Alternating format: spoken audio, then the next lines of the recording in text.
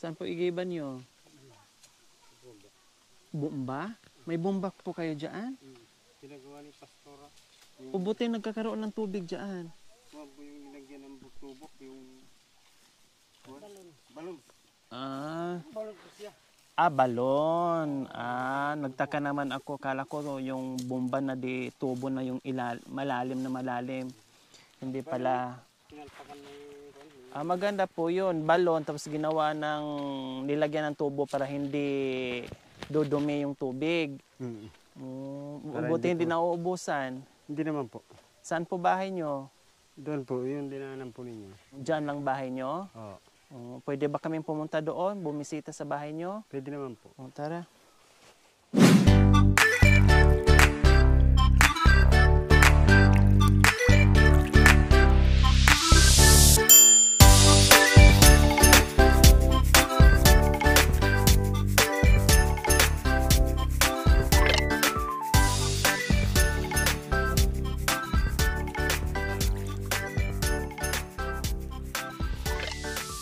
Hello.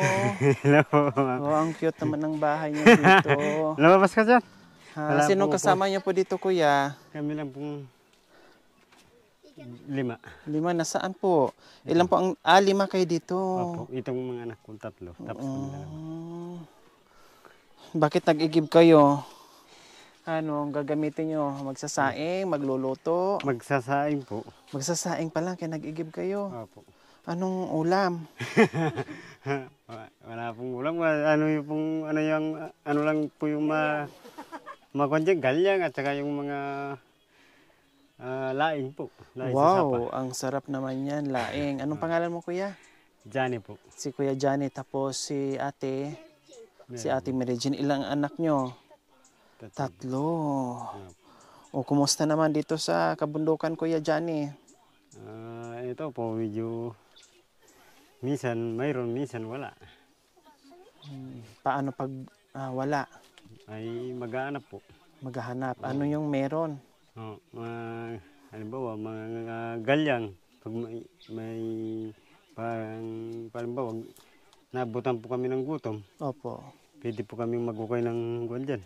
May mga pananim po kayo. Diyan po sa taas. Wow, yun ang maganda. May mga pananim para pag walang pera, pag meron kang may harvest, meron kang ibenta, meron pambili ng pagkain.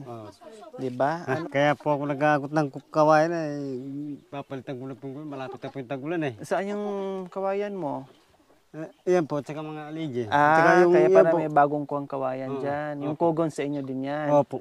Ang ganda. Tinabas yan ang ko po gusto yan. kong bahay, kugon, para malamig. Malamig po Tingnan mo, kahit tanghaling tapat pero wala kang maramdaman na init. Wala po. Yun nga lang, papalitan mo ilang taon, Kuya Johnny, no? Ilang taon na po ba ito? Nasa 4 na taon na po yan.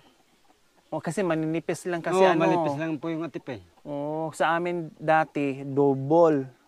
Dinodoble nila. Inaabot ng ilang taon. Sa inyo ito manipis lang, Manipis. Parang ginanyan lang, no? Dapat dyan, ganyan, tapos tupi. Tapos ipita ng, ganyan kawayan. Kasi para hindi maya-maya, sa bagay, 3 years, 4 years, maano na rin yan. Matagal na rin, di ba? Yung kugo nyo, libre yan? O saan mo kinukuha? Kinukuha ko lang po dyan sa... Dyan libre lang po yan. Hindi naman po. Kasi yung iba, mayroon nagtitinda sa bayan, nakikita ko mahal po yun. Isang ganun, magkano po yun? Yung maliit na ganyan, nasa 20 pesos na po yun Yung ganyan. Ganyan sa kamay nyo po? Oo, yan. Ito. Ito lagi. Hala, 20 pesos. Kung yan binili mo, kung di nasa 10,000 na yan.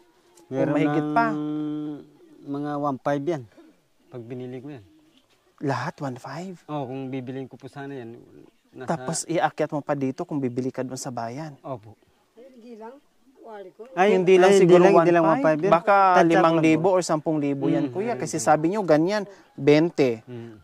Biro nyo, ang dami po niyan, no? Butin lang meron kayong kalupaan dyan na nakukuha nyo libre lang. Opo. Sige, pwede naman habang nag-uusap tayo, habang magsasaing kayo. Magsaing ka kami. Kasi yung mga bata nag-aantay, okay lang.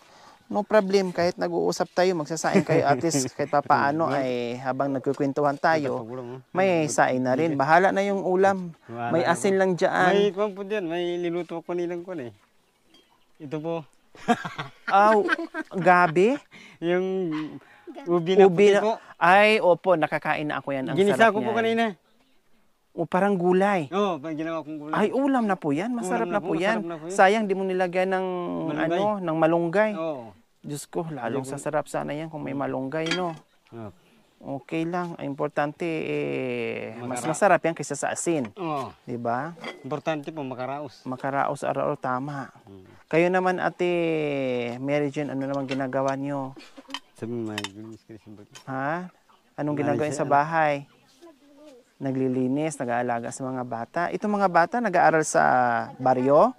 Grabe, no? Kawawa sila, no? Kinder po po yan, sir. Itong panganay mo. Opo. Ay, dalawa na nag-aaral. Paano yan? Magdalawa lang sa pupunta doon? Hindi nyo na ihatid sundo? Inaatid ko po. Binabantayan ko na po. Pati po yung nanay. Kailangan pag pumasok sila, kayo din, papasok din, maghahatid din sa kanila. Opo. Wow, grabe, no? Ayan ang mahirap dito, mga kabayan. Kasi pag malayo, katulad niyan, mga bata pa, kailangan talaga hatid sundo sa mga magulang kasi sa sobrang layo, halos wala kang makikitang bahay na doon sa mga dinadaanan mo. Kaya kailangan ihatid, baka mahulog sa bangin, maglaro, magtulakan, no, masagasaan. Kasi doon sa baryo, meron ng mga sasakyan. At yun nga, number 1, yung magtulakan dyan sa bangin, sa dinadaanan nila. Diyos ko, yung hindi sinasadya, di ba? Yun ang nakakatakot. Kaya mas mainam yung hinahatid. Kailang, imbis na makagawa ka ng trabaho dito sa loob ng bahay, hindi na. Hindi na po. Kasi Inaatid po sila. hinahatid sundo mo sila. Or ang uwi is hapon na, Ate Mary Jane. Hapon po. Aantayin mo sila. Nagbabaw na po kami. Diyos ko po. Grabe, no? Sakripisyo talaga. Tapos si kuya naman, nasa kabundukan, naghahanap ng Kabuan. kabuhayan. Tama. O, mayroon pa kayong bigas, kuya? O, sige, magsain po muna kayo. Dali ang mga bata, gutom na, anong oras na? So, ganyan na po talaga ang buhay dito, mga kabayan, no? Nakakaawa yung sitwasyon, pero makitaan mo sila na positibo at nagsisipag sa paghanap buhay. Sabi nga lang, kahit makaraos, okay na. Tama yun. No? Kasi sadyang ganyan na talaga ang buhay mo. May daos mo lang yung pang-araw-araw mong pangangailangan, okay na. O ano yan? Buko po. Ha, buko? Pabuksan mo ni Papa. Gusto ko kumain ng buko. Oo. Ay, okay lang po. Mag-ano muna kayo para yung mga bata makakain. Ha? O dapat ipabiyak mo ni Papa mo yan para makain mo. May apoy na pala yan.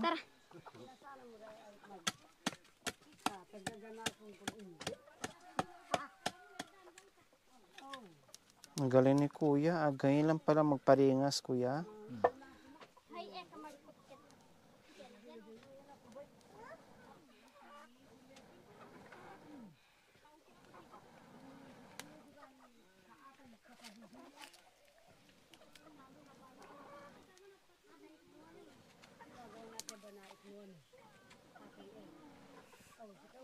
Galing ni Kuya.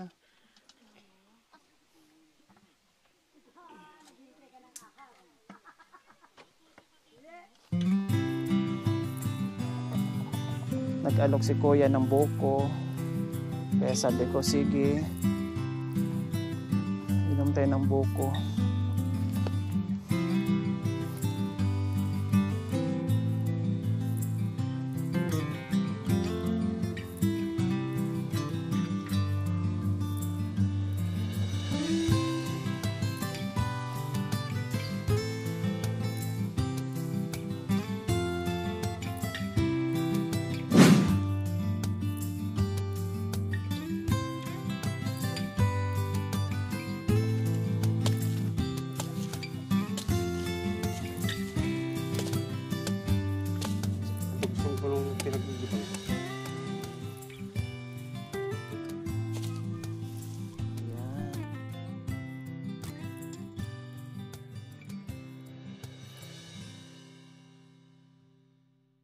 Paano ako ng kutsara, kuya? Ay, dito. Patigil.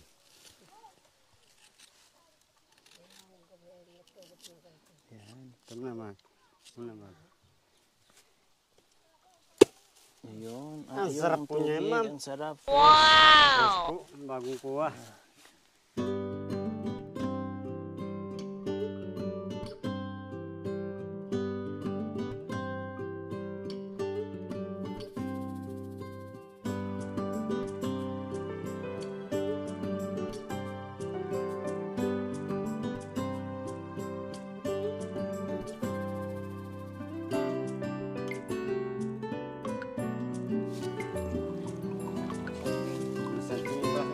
Dalamnya terpas.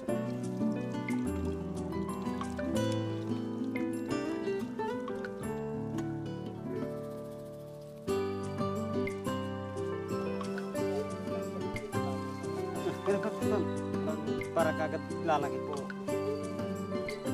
Ganyan ginagawa. Kagaya ng mabilis. Turog na eh. Hindi naman naman kayo. Ayan po mga kabayan, no, napaakyat si kuya ng buko at pinainom tayo, pinakain ng kanyang masarap na buko mga kabayan. O pati mga bata, o masarap be? Opo. Ha? O Opo. wala pang lunch yung mga kabayan kasi nagsasaing pa. So syempre, nandito tayo, no, dahil meron tayong regalo ni kuya. Oh, Kuya Johnny, pangbili mo ng bigas, ulam.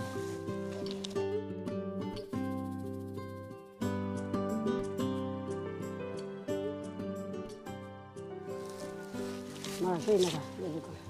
4,000. Maraming salamat. Oh, 5,000 Kuya Johnny. Tamang-tama, magpapagawa ka ng bahay. Nakita ko may mga kawayan kayo.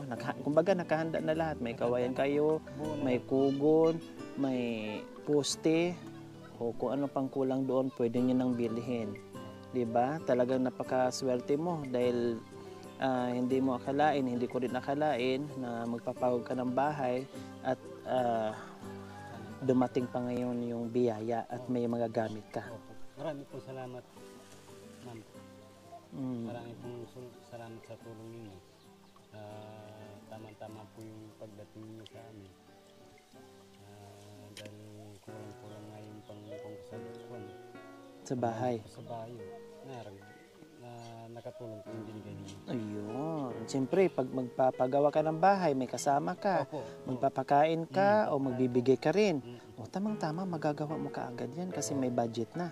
Hindi mo na kailangan paguran dyan sa kabundukan kasi meron na agad-agad. Ang swerte no, dahil nag-iigib ka. Dahil kung hindi ka nag-iigib, hindi rin kita masasalubong doon. Opo.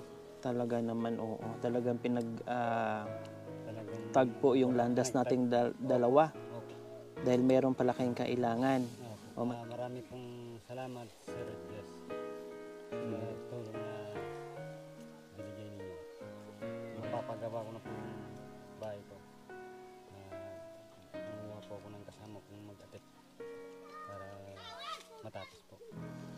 Ayan. Salamat po ang masasabi ko. Marami po salamat. Ayan, walang anuman po, Kuya Johnny. So, ayan po, maraming salamat po sa ating sponsor, Sir JSM ng Rabi KSA, at shout out din kay Ma'am Kat and Sir Albert from Rabi KSA Saudi Arabia. Maraming salamat po sa walang sawang pagmamahal sa inyong ganito ang puso. Naway pagpalain po tayo ng Panginoong Diyos araw-araw. Naway ibigyan po tayo ng kalakasan ng katawan sa araw-araw. Naway ibigyan po tayo ng mahabang buhay. Pang sa ganon, marami po tayong matulungan na gaya nila. Sa mga kabayan, huwag pong kalimutan, paki-share and subscribe sa aking YouTube channel, Lori Aquino Talita. Maraming salamat po. God bless us all. Bye, Kuya Jan. O, natulala si Kuya Jan. Hindi niya akalain na magkaroon siya ng biyaya sa hapong ito. O, dito na kami ha. Ay, naubos na rin pala. O, ito o. Pabuksan nyo ni Papa mo.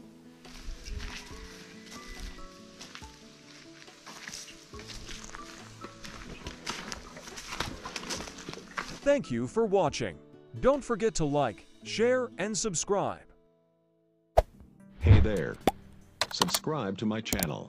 And also press Lori this bell icon. Aquino Talita, mabuti ang puso Di kayo hahayaan tutulong sa mga kababayan.